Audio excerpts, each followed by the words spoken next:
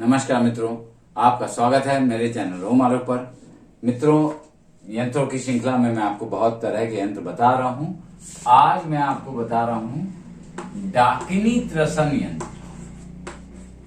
डाकिनी त्रसन यंत्र, त्रसन का मतलब है उसे पीड़ा देने वाला, उसे कष्ट देने वाला। मतलब आपके घर में किसी को अगर भूत प्रेत बाधा, डाकिनी बाधा, ब्रह्म राक्षस ये सब आ जाते हैं लोगों के ऊपर और उन्हें परेशान करते हैं। तो अगर आपके घर में भी ऐसा किसी के ऊपर कुछ आया हुआ है और उसे परेशान कर रहा है, तो ये डाकिनी त्रसन यंत्र आपकी बहुत मदद करेगा उसके प्रेत बाधा को भगाने में। उस प्रेत डाकिनी जो भी उसके ऊपर सवार है उन सबको मार भगाने, उसके शरीर से दूर करने और उनसे मुक्ति पाने में ये डाकिनी त्रसन यंत्र आपकी मदद करेगा। अब इसे बनाना कैसे है? बनाना आसान है, पहले बनाना देख लीजिए, फिर इसको इस्तेमाल करना भी बताऊंगा। 16 खाने का ये यंत्र है मित्रों, 16 खाने का। और ये 16 खाने आपको ऐसे बनाने हैं और हर खाने में बस एक चीज लिखनी है, ह्रीम। ऐसे लिखना है, हा आधारा यहाँ पे ह्रीम, ऐसे इसे रीड करते हैं, ऐसे पढ़ते हैं।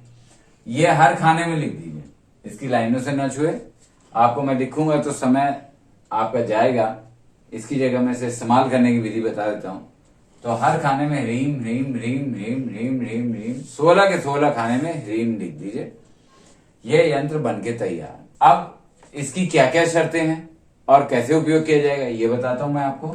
चलिए पहले इसे मिटा देता हूं क्योंकि बताना है आपको। इसे एक खपड़े पर लिख लें। खपड़ा का मतलब खोपड़ी नहीं होता।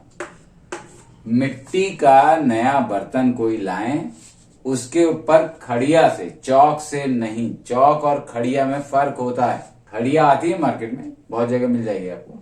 खड़िया से लिख लें। मिट्टी के कोरे पात्र यानी नए पात्र पर खड़िया से लिख लें। पहली विधि, मिट्टी के कोरे पात्र पर खड़िया से लिख लें। खड़िया लिख दे रहा हूं ताकि आप कोई भ्रमित ना हो। फिर इस पात्र पे जिस पे आपने लिखा है, ये पात्र मान लीजिए मिट्टी का पात्र है, इस पे आपने यहाँ यंत्र लिख लिया जैसे मैंने बताया था, वो यंत्र बना के खड़िया से लिख लिया। इसके बाद इस पात्र की पूजा करें, फल चढ़ाएं, इस पे थोड़े से फल चढ़ाएं, फूल चढ़ाएं, थोड़ा कोई उपहार अपनी तरफ से छोटा मोटा चढ़ा सकते हो वो चढ़ा दें।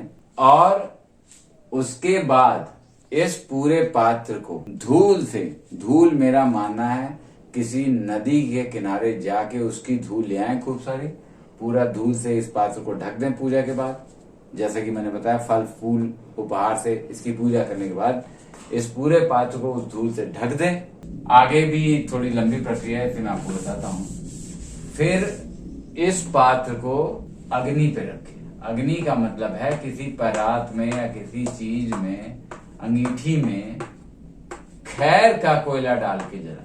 खैर का पेड़ होता है, उसकी लकड़ी जलाएंगे, कोयला बन जाएगी, या फिर उसका कोयला अगर आपके यहाँ बना बनाया मिल जाए उस कोयले से, जब वो कोयला बन जाए तब इस पात्र को रख दें उसके ऊपर और फिर फूंकें। फूंक मारे, मतलब उस आग में आप फूंक मारे। अंगीठी है तो अंगीठी में फूंक मारे, आप चाहें तो किसी पाइप की सहायता से। तो अगर आप खैर के कोयले से आग जला के फूंकते हैं तो फिर वो समझिए वो जो प्रेत बाधा है उसकी अपनी शामत आ गई। तुरंत उस बच्चे, महिला, पुरुष जिसके ऊपर भी वो है, वो उसे छोड़ के चला जाएगा। ये है डाकिनी त्रसन यंत्र। दमदार यंत्र है। अगर ईश्वर न करे आपके यहाँ किसी को प्रेत बाधा हो, अगर गलती से किसी वजह से हो गई है तो इसका इस्तेमाल करें और आप पाएंगे कि ये यंत्र बहुत ज्यादा प्रभावशाली है। देखते रहिए हमारा चैनल ओम आलोक। फिर मिलेंगे मित्रों, नमस्कार।